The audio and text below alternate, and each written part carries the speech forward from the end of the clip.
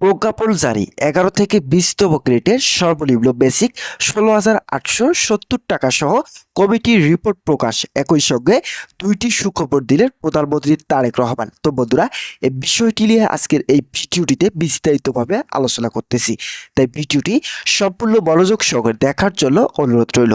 এবং যারা যারা এখন পর্যন্ত আমাদের এই চ্যানেলে নতুন সদস্য রয়েছেন তাদেরকে সাবস্ক্রাইব করার জন্য অনুরোধ রইল। তো বন্ধুরা, দীর্ঘ অপেক্ষার পর অবশেষে আজ অর্থমন্ত্রী আমির খসরু ও পরিকল্পনা উপদেষ্টার মাঝে একটি বৈঠক অনুষ্ঠিত হওয়ায় সরকারি চাকরিজীবীদের বেতন বৃদ্ধির নতুন সুপারিশ করা হয়েছে। পে কমিশনের চেয়ারম্যান জাকির আহমেদ খান বলেন, বাংলাদেশের সরকারি চাকরিজীবীরা দীর্ঘদিন ব্যাপক সমস্যায় জর্জরিত থাকলেও বেতন বৃদ্ধিতে অনীহা ছিল পূর্বের সরকারে, যার ফলে নতুন সরকার সময় বিলম্ব না করে দ্রুত গ্যাজেট প্রকাশের নতুন সিদ্ধান্ত নিয়েছেন। তার সিদ্ধান্তগুলো বাংলাদেশের ২২ লক্ষ সরকারি চাকরিজীবীদের অর্থনৈতিক উন্নয়নের বিশেষ মাপকাঠি হয়ে দাঁড়িয়েছে। পরিকল্পনা মন্ত্রী বলেন, বাংলাদেশে এখন পর্যন্ত সরকারি চাকরিজীবীরা তাদের দাবি বাস্তবায়নের জন্য সোচ্চার আছেন। তারা অধিক আগ্রহ নিয়ে পূর্বের সরকারের কাছে বেতন বৃদ্ধির দাবি জানালেও তারা কার্যকর না করার ফলে নতুন সরকারের কাছে বারবার স্মারকলিপির মাধ্যমে গ্যাজেট প্রকাশের দাবি জানায়। তাই আজ সংশ্লিষ্ট কর্তৃপক্ষের একাধিক সূত্র নতুন গ্যাজেট প্রকাশের চূড়ান্ত সুপারিশ করেন। তো বন্ধুরা, প্রধানমন্ত্রী তারেক রহমান আজ দুপুর ১২ ঘটিকায় বৈঠকে উপস্থিত ছিলেন। এই বৈঠকে সবথেকে গুরুত্বপূর্ণ আলোচনা করেন পে কমিশনের চেয়ারম্যান জাকির আহমেদ খান। কেননা তিনি দেশের অর্থনৈতিক বিষয়গুলো নিয়ে জোরালো পদক্ষেপ ও কোন কোন গ্রেডের জন্য কত বেতন নির্ধারণ করা হলে কর্মচারীদের আর্থিক সমস্যার সমাধান করা সম্ভব হবে সে বিষয়গুলো নিয়েও আলোচনা করেন। এছাড়াও পূর্ণাঙ্গ তালিকা প্রস্তুতির জন্য মন্ত্রণালয় কর্তৃপক্ষ থেকে ব্যাপক সাড়া উঠে এসেছে। প্রধানমন্ত্রী বলেন, আমরা শুধুমাত্র সরকারি চাকরিজীবীদের সরকার নই, আমরা অবশ্যই সাধারণ জনগণ থেকে শুরু করে সকল সেক্টরে আর্থিক উন্নয়ন নিয়ে কাজ করে যাচ্ছি। যেহেতু বর্তমান কিছুটা বাজেট সংকটময় পরিস্থিতি বিরাজমান থাকায় গ্যাজেট প্রকাশের অনীহা সৃষ্টি হয়েছে, তবে অর্থমন্ত্রীর চূড়ান্ত নির্দেশক্রমে বাজেট সংস্কার করার মাধ্যমে কার্যকর হলো নবম জাতীয় বেতন স্কেল। একই সঙ্গে গ্রেড ভিত্তিক নতুন যে তালিকা প্রস্তুত করা হয়েছে সেখানে সরকারি চাকরিজীবীদের বেতন ও অন্যান্য সুযোগ সুবিধাগুলো নিয়েও আলোচনা করা হয়। একই সঙ্গে আজকের বৈঠকে পে কমিশন সহ বিভিন্ন ঊর্ধ্বতন কর্মকর্তা উপস্থিত থাকায় তারা বিশেষ কয়েকটি পদক্ষেপের কথা জানায়।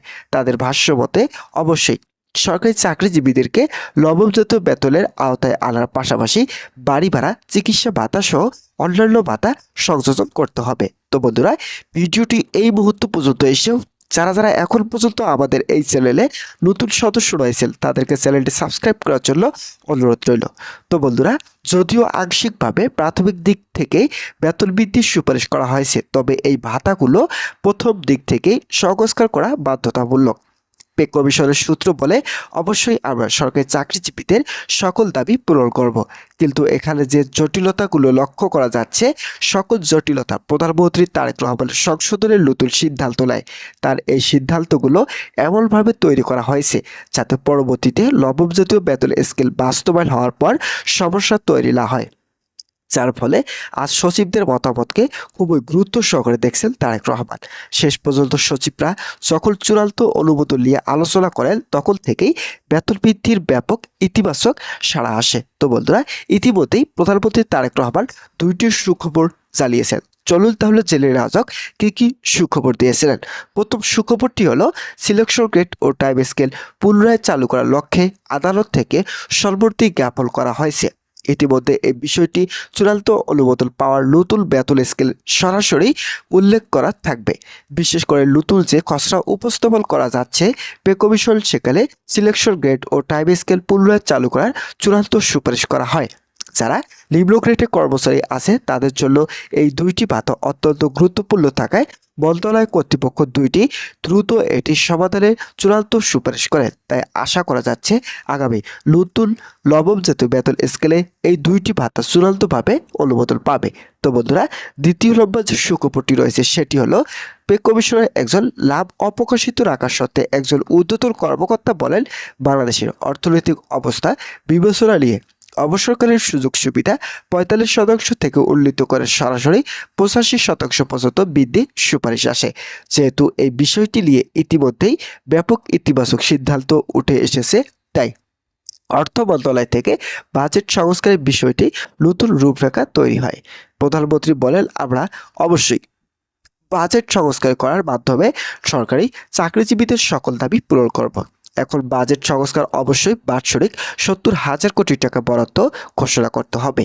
এটার জন্য অর্থ মন্ত্রণালয়ের সঙ্গে ইতিমধ্যে আলোচনা হয়েছে। তারা অবশ্যই প্রধানমন্ত্রীর নির্দেশক্রমে 70,000 কোটি টাকা বাৎসরিক বাজেট সংযোজন করবে। তো বন্ধুরা, আজকের এই ভিডিওটি এই পর্যন্তই ছিল।